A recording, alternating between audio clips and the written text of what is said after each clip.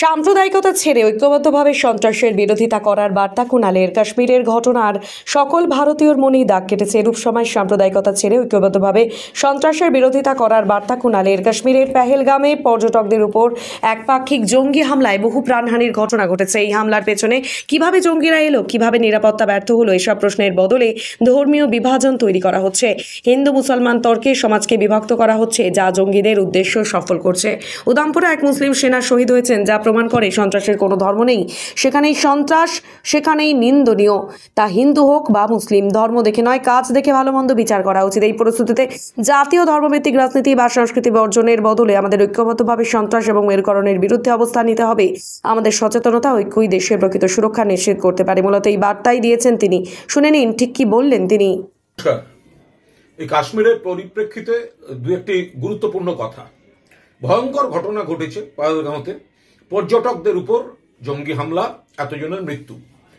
তো আসল যে ইস্যুটা, ঢুকলো কি করে, এত দূর গেল কিভাবে, আশ্রয় নিয়েছিল কোথায়, একতরফা হামলা হলো কিভাবে, আমাদের ওখানে কেন্দ্রীয় বাহিনী বা সেনা, আধা সেনা, পুলিশ, যেটা পুরোটাই সেন্ট্রাল গভর্নমেন্ট ওখান থেকে নিয়ন্ত্রণ করে, তো সেগুলো কোথায় ছিল? একটা অরক্ষিত, যা যা খবর আসছে একতরফা হামলা করে চলে গেল। এবার সেটাকে ঘোরাতে নানা ধরনের কথা চলছে। হিন্দু মুসলমান, হিন্দুদের মারা হয়েছে। আমার শুধু একটাই বক্তব্য, যে একটা ন্যারেটিভ খারাপ লোকেরা তৈরি করে দিতে চাইছে।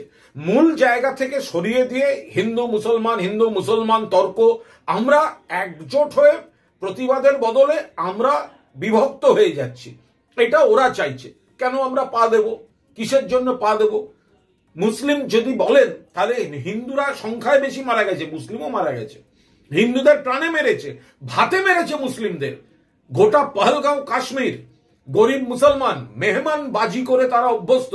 মেহমান পর্যটকদের সার্ভিস দেন, তারা পথে বসছেন, কারণ পর্যটকরা নেমে আসছে। পরিবার নিয়ে খাবেন কি, সেই জায়গায় চলে গেছে।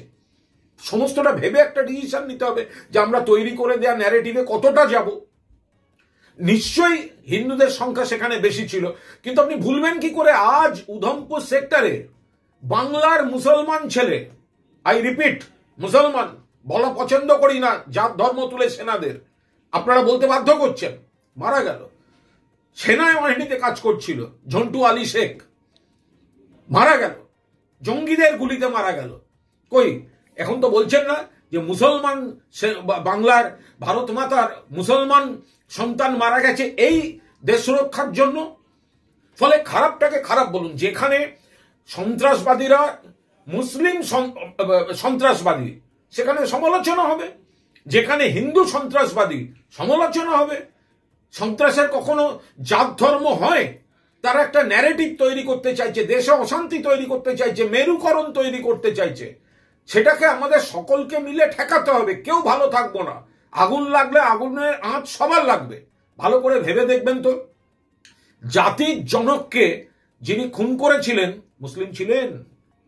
জাতির জনককে যিনি খুন করেছিলেন মুসলিম ছিলেন। ইন্দিরা গান্ধীকে যারা মেরেছিল মুসলিম ছিল।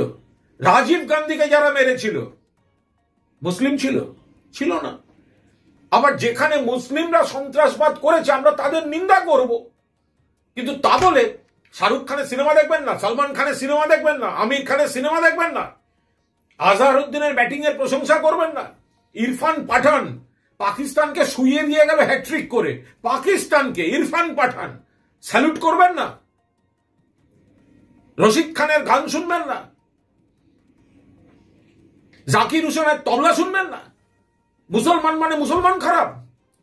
হিন্দুদের যখন যেখানে যা খারাপ ছিল, যে হিন্দুরা সতীদাহ প্রথা করত, পুড়িয়ে মারত, তাহলে গোটা হিন্দু জাতকে খারাপ বলুন, পূর্বপুরুষদের খারাপ বলুন? খারাপটা খারাপ।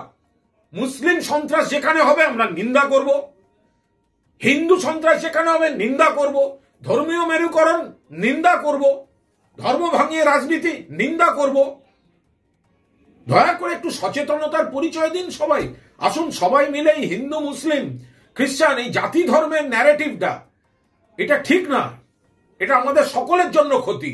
আমরা উন্নয়নের আলোচনায় থাকি, অন্যান্য ন্যায় অন্যায়ের বিতর্কে থাকি, হিন্দু মুসলমান করতে যাবেন না, ওরা ন্যারেটিভ তৈরি করে দিচ্ছে। ওদের প্রশ্ন করুন কি করে জঙ্গিরা ঢুকলো, হিন্দু মুসলমান তো পরের কথা, ঢুকলো কিভাবে, কেন রক্ষিত, কেন এত দূর এলো ধরা হলো না, কেন পালাতে পারলো, কেন ইন্টেলিজেন্স ফেল, কি করছিলেন স্বরাষ্ট্রমন্ত্রী তার দপ্তর নিয়ে।